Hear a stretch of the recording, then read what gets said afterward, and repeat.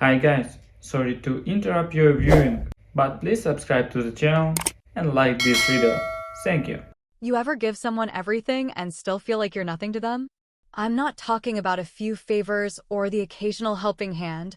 I mean really giving, piece by piece, quietly and without fanfare, watching your own time, money, and effort disappear into someone else's dream while they take all the credit, all the applause, and not once stop to ask if you're okay beneath all that generosity. That's exactly what I did for my sister Seline. I gave her everything she ever wanted for her perfect wedding, right down to the custom flower arrangements she obsessed over for weeks, and still, somehow, I ended up being treated like the help she forgot to tip. It started with the apartment. That was my first mistake, if I'm being honest, though at the time it didn't feel like one. It felt like love, like family, like doing something meaningful for the person I'd grown up with, even if that person had always had a knack for taking more than she ever gave. Seline had been dreaming about this place for months, some luxury corner unit downtown with floor-to-ceiling windows and a ridiculous rent tag that she and her fiancé Tyler couldn't afford even if they skipped eating for the next 2 years. But she talked about it constantly, how perfect the lighting would be for her wedding prep photos, how the aesthetic matched her vision board, how she'd finally feel settled in a space that looked like it belonged on a magazine cover. So I bought it. Not for me, not as an investment, not to flex, but because I genuinely believed that giving her that kind of start would make her happy, and God help me, I still wanted to see her happy. Even after all the years of passive-aggressive digs and backhanded compliments and moments when I should have known better. And that was just the beginning. From the venue deposit to the dress fittings, from the catering menu to the floral arches, every major decision came with a cost, and most of those costs landed squarely on my shoulders. Seline never asked outright. She didn't need to. She had this way of presenting things like they were already in motion, already decided, and all I had to do was nod and pay for it to keep the machine running smoothly. And I did, over and over, because I thought that was what love looked like. I thought supporting her dreams was what sisters did, even if that support came with no thank you and no acknowledgement beyond a passing mention that the wedding is going to be so perfect, everyone's going to be talking about it. Everyone did talk about it, too. They praised Celine's taste, raved about her sense of style, told her she had such an eye for detail. Not one person realized that half the things they were admiring had come from my bank account, my spreadsheets, my late-night phone calls to vendors trying to negotiate discounts just to keep everything within reason. Not that I needed the credit, I didn't, but I won't lie and say it didn't sting a little, watching her soak in all the praise while I stood quietly in the background holding the receipts, literally and figuratively. And maybe I could have lived with all of that, the imbalance, the erasure, the constant sense that I was more a wallet than a sibling if it had ended there. But it didn't. It couldn't. Because the day before the wedding, just as I was helping Seline with a final fitting and making sure the vendor timelines were airtight, she pulled me aside in that way she always does when she wants to drop a dagger behind a smile. She leaned in, voice low and syrupy sweet, her face full of gratitude for the cameras and something colder underneath it for me, and said, "Hey, one last thing. Leave your wife and kids at home tomorrow. They don't really match the aesthetic I'm going for." I stood there for a second, frozen, not because I didn't understand her words, but because I understood them too well. It wasn't a suggestion. It was a command dressed in fake concern, another way of saying, "You're not good enough for the picture I'm trying to paint." And I did what I've always done, I smiled. I nodded. I said nothing. But in that moment, something deep inside me shifted, not in rage, not in heartbreak, but in decision. Because if she thought I was just going to let that go, well, then she really didn't know me at all. And she was about to find out that no one delivers a message quite like the person they thought would always stay silent. So tell me, have you ever done everything for someone, only to have them treat you like you were disposable the moment it suited them? Have you ever felt that deep sting of being erased from your own kindness? Tell me your story. Because I need to know I'm not the only one who gave too much, only to be told they didn't match the aesthetic. And trust me, this story's just getting started. I didn't say a word in that moment, Not because I didn't have words, not because I didn't feel the heat crawl up my spine, or that familiar ache in my throat that comes when someone slices you clean with a single sentence and acts like they're doing you a favor. I stayed quiet because I knew if I opened my mouth right then, I'd say something I couldn't unsay, and that's not how I wanted the story to end. Not with a fight, not with a scene, but with something colder, sharper, quieter. Something unforgettable. But let me be clear, when Seline said, "Leave your wife and kids at home," they don't match the aesthetic. She didn't just insult my family. She declared, loud and clear, that her obsession with image mattered more to her than the people who had bent themselves in every direction to support her, who had poured time, money, patience, and effort into making her wedding dreams come true. She didn't want authenticity. She didn't want love around her. She wanted a flawless photo album and a guest list that sparkled more than it smiled. And it wasn't the first time. It wasn't even the 10th. Looking back, there were years of these comments, quiet little digs wrapped in sugary tones and followed by a fake laugh, like that made it less cruel.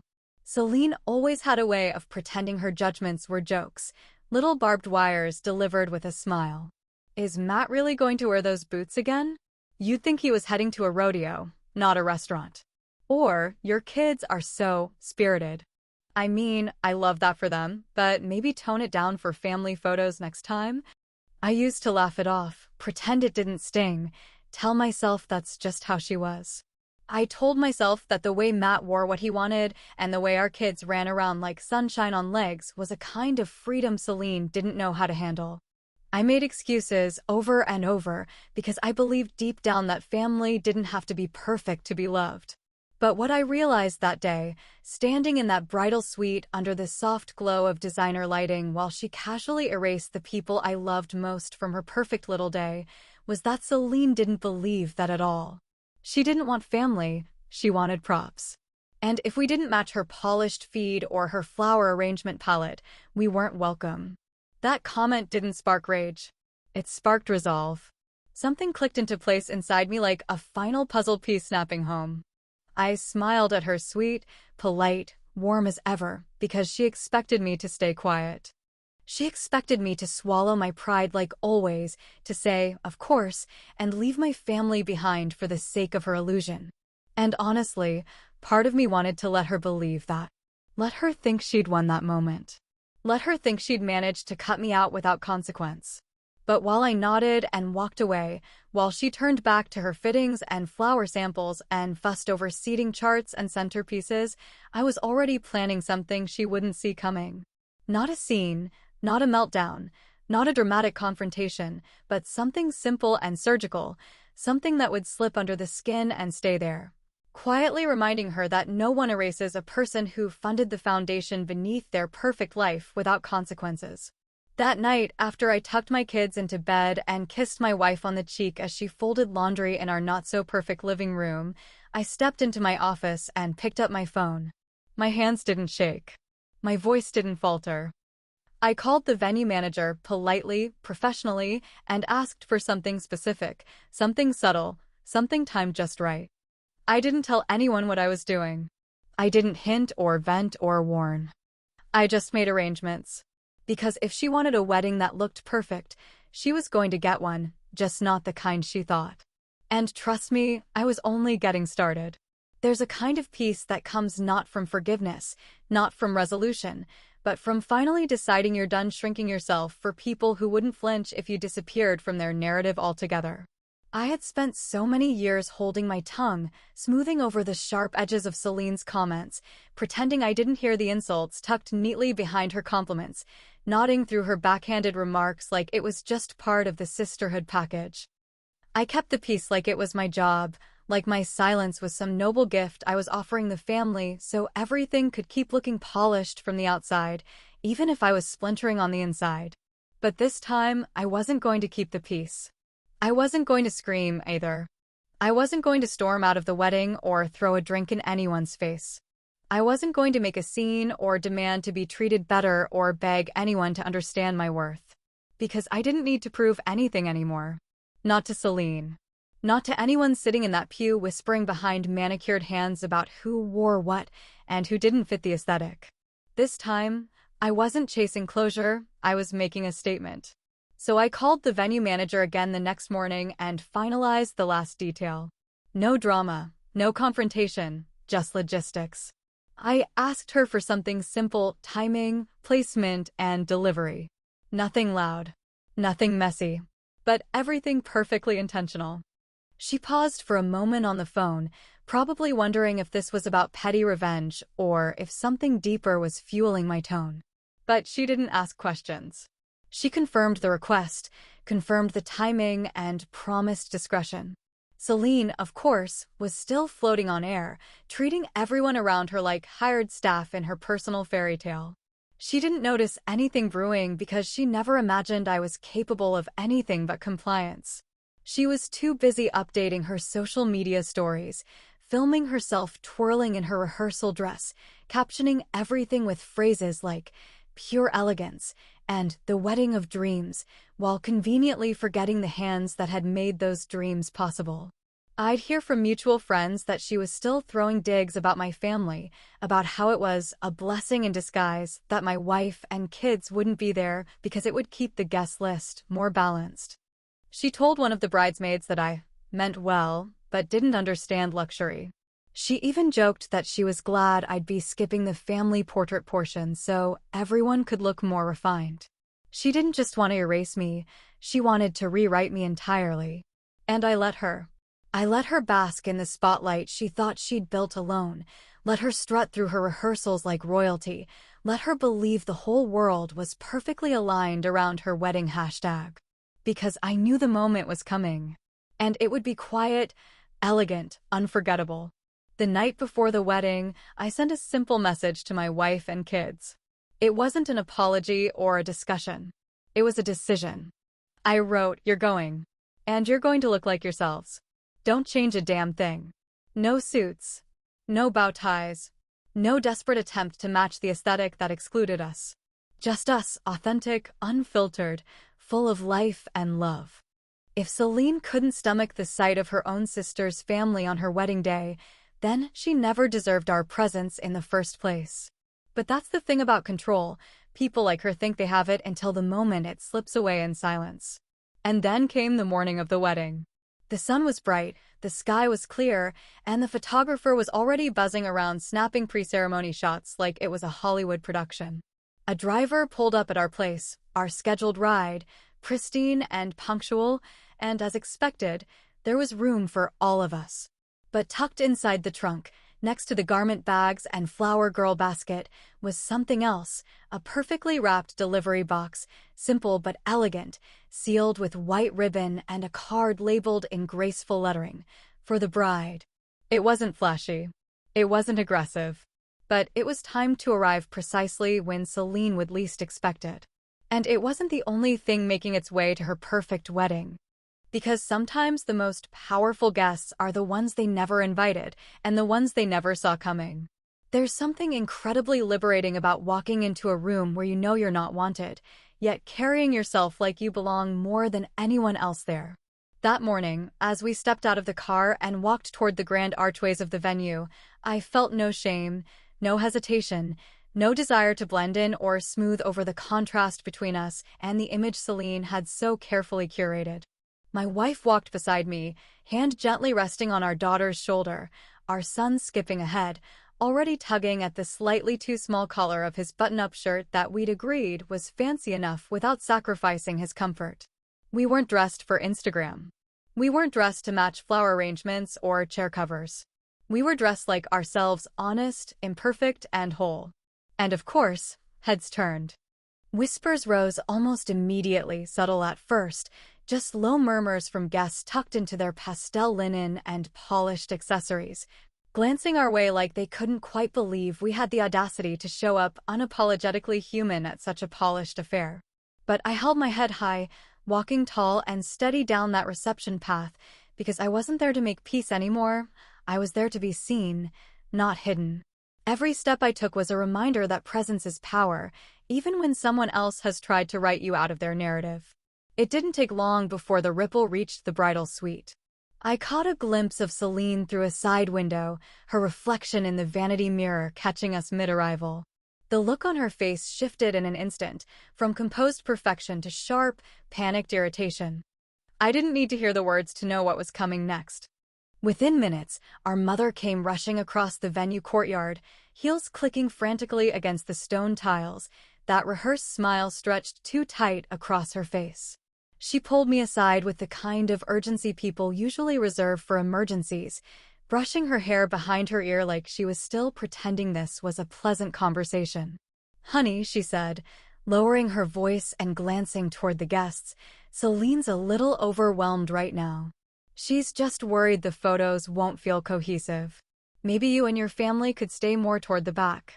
I looked at her, really looked at her, and realized in that moment that she still didn't get it. She didn't see the insult in Celine's words, didn't hear the cruelty behind the comment, or worse, she did, and chose to support the fantasy anyway. She thought this was just another moment where I'd nod politely and make myself smaller for the sake of harmony. But I didn't nod this time. I smiled instead, a calm, measured smile that carried more weight than any argument ever could, and said, "This is what family looks like, Mom. Real, living, breathing family. Not decorations." She stood frozen for a second, mouth half open, unsure whether to argue or retreat, and in the end, she did what she always did, turned and walked away, back toward the suite, carrying her tension like a spilled drink she couldn't clean fast enough. Then came the music. That soft, dramatic string arrangement that Seline had agonized over for months, rehearsed endlessly, timed down to the second. Everyone stood, heads turning toward the entrance where she would begin her walk, the start of her perfect fairy tale, the moment she had envisioned 1,000 times. The heavy doors began to open, and there she stood in her couture gown, every inch of her styled, sculpted, and spotlight-ready. But just as she took her first step forward, the venue doors to the side, those rarely used side doors tucked away from the aisle, opened again. In walked 2 members of the venue staff, wheeling in a massive floral arrangement so large it took both of them to steady it. The blooms were bold, extravagant, over the top, and instantly caught the attention of every guest in the room. It didn't blend quietly into the background. It stood out, intentionally, almost defiantly, a centerpiece in a ceremony that already had too many petals per square foot. Attached to it was a card, elegantly printed, no shouting, no mess, just clean, unmistakable truth written in soft calligraphy. "Every flower here was paid for by the people who didn't match your aesthetic. Enjoy your moment. With love, your sister." Gasps echoed through the rows like dropped pins in a cathedral. People turned in their seats, murmuring, questioning, eyes darting from the note to me and back again. Seline faltered mid-step, her heel pausing on the white carpet, her hand tightening around her bouquet. The illusion, the tightly held image she had crafted for months, cracked in an instant, a spider web spreading through porcelain. And in that moment, I didn't have to raise my voice or even stand up. I didn't have to confront her or take back anything that had been given. I just had to let the truth bloom in front of everyone she was trying to impress. And the best part was, the show wasn't over yet. There's a particular kind of silence that fills a room when the mask slips and everyone realizes the perfection they were applauding was carefully staged, meticulously edited, and only possible because someone else was footing the bill. After the floral arrangement made its grand entrance and the card was read, first by the few guests sitting closest, then whispered row by row like a secret too heavy to hold, there was no turning back. I didn't need to look at the crowd to know what was happening. I could feel it. That subtle shifting in posture, the sideways glances, the sudden curiosity flickering across the carefully powdered faces of guests who had come expecting a flawless fairy tale and instead got a glimpse behind the curtain. The whispers grew fast, as they always do in a room full of people pretending to be polite while secretly starving for gossip. I could hear snippets as they rippled through the space. Did she really pay for everything? And I thought Seline said her fiancé's family was covering it, and even a few stunned murmurs from the groom's side that made me smile a little more than I probably should have. Tyler's parents looked particularly pale, confused, and increasingly uncomfortable, shifting in their seats as if unsure whether to feel embarrassed, insulted, or just duped. A few guests exchanged slow glances, the kind that say everything without a single word, silent acknowledgments that what they were witnessing wasn't just a minor hiccup in an otherwise polished ceremony, but the quiet cracking of a crown that was never earned. Seline, in all her over-rehearsed composure, did her best to keep walking, to keep her posture straight and her expression soft, as if nothing had happened. As if the carefully timed delivery of truth hadn't just cut the air around her dress sharper than any designer seam. But the damage was done, and no amount of delicate music or forced smiles could patch it now. Her walk was slower, more hesitant, her eyes flickering toward the arrangement with every step like it might bloom into a full confession right there at the altar. By the time the reception rolled around, the air in the venue had changed. The glossy veneer of elegance still shimmered around the chandeliers and the champagne flutes, but underneath it, a new energy had taken hold, one of discomfort, of quiet reckoning, of truth that refused to be ignored. People didn't speak to me loudly, not in groups, not publicly, but they came, one by one, in quiet waves. A bridesmaid whispered thank you near the bar, not for the drama, but for the honesty. An older cousin nodded silently as he passed me in the buffet line. Even Tyler's aunt, whom I'd never spoken to before, touched my arm gently and said, "It takes a lot of grace to stay standing when others try to erase you." And still, Seline clung to her image like it could hold the room together. She laughed a little too loud at nothing in particular, posed a little too stiffly for photos, made sure the photographer got every angle of her dress as if the right filter might erase what everyone had already seen. But I saw her glancing toward me, again and again, her smile tightening with each passing hour, her eyes flashing with something wild beneath the surface. It was only a matter of time. She finally cornered me in a side hallway near the kitchen, away from the guests, away from the cameras, away from the last remnants of her carefully curated illusion. Her voice wasn't soft now. It was sharp, shaking with rage. "What the hell was that? Do you have any idea what you did?" I looked at her calmly, not moved by her fury, not shaken by her performance. "You mean the flowers?" I asked, tilting my head just slightly. "I thought you liked bold arrangements." "Don't play cute," she snapped, eyes blazing. "You humiliated me in front of everyone." I held her gaze, steady and unwavering. "No," I said. "You did that the moment you forgot who stood behind you all along. The moment you made it clear that my family wasn't good enough for your pictures. The moment you made me invisible in the very story I helped build." She opened her mouth to argue, but I didn't give her the chance. I reached into my purse, pulled out the envelope I'd been holding onto for weeks, and handed it to her without another word. Her hands shook as she took it, and I could see the moment her eyes landed on the heading, the final payment receipt for the apartment transfer deed. The luxury apartment, the one she'd bragged about endlessly to friends, the one she believed was hers without condition. I didn't say what was inside yet. I let the envelope speak for itself. Because sometimes you don't need revenge to be loud. Sometimes it just needs to be final. There's something indescribably quiet about the kind of revenge that doesn't scream, doesn't gloat, doesn't erupt in chaos or end in tears. It just lands exactly where it needs to, soft and clean. Like the final note of a song that never needed to be loud to leave a mark. As Seline stood there in that hallway, wedding dress clinging to her body like a costume she wasn't sure she still deserved to wear, her fingers trembling around the envelope I'd handed her, I didn't say a single word. I just watched her face shift from indignation to confusion, and finally, into something far more satisfying, recognition. Because the moment she pulled out that sheet of paper and her eyes scanned the fine print, all the manufactured confidence drained from her expression like water slipping through cracked porcelain. It wasn't a wedding card. It wasn't a heartfelt letter or a check or another last-minute gift she hadn't earned. It was a legal document. It was a signed and finalized transfer of ownership, only not in the direction she'd expected. The deed to the apartment, the one she'd been parading around town as a symbol of her new, upgraded life, had been quietly returned to its rightful owner. Me. She looked up at me slowly, her lips parting like she wanted to speak, to scream, to hurl some venomous line about how I was ruining her day, but for once, Seline couldn't find a single word. And in the end, that silence said more than any tantrum ever could. Her face flushed, not with anger this time, but with the weight of reality pressing hard against all the illusions she'd built. I stepped forward just enough for her to hear me clearly, but not so much as to make it a performance for the staff still moving dishes a few feet away. I leaned in, my voice low and even, and said, "That apartment you brag about? You don't own it anymore.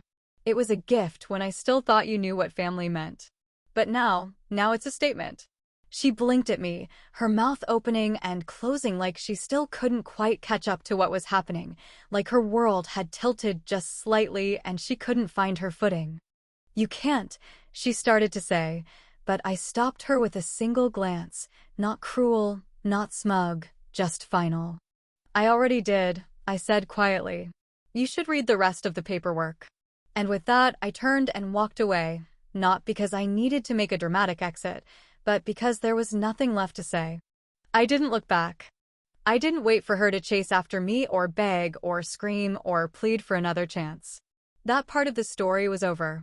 And I walked straight out into the reception garden where my wife was waiting, holding our daughter's hand while our son tried to juggle cocktail napkins like paper airplanes.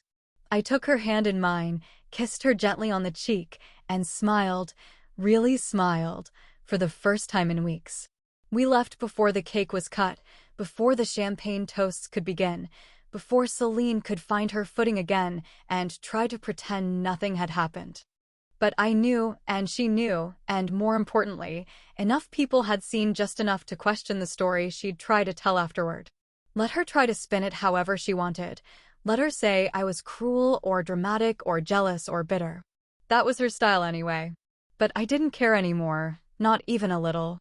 Because I hadn't come to ruin her wedding, I'd come to end a cycle. And I had. Days later, I sat in my kitchen, barefoot and content, sipping coffee from the chipped mug my son painted in art class last year, watching my kids chase each other through the backyard, their laughter echoing off the fence like music.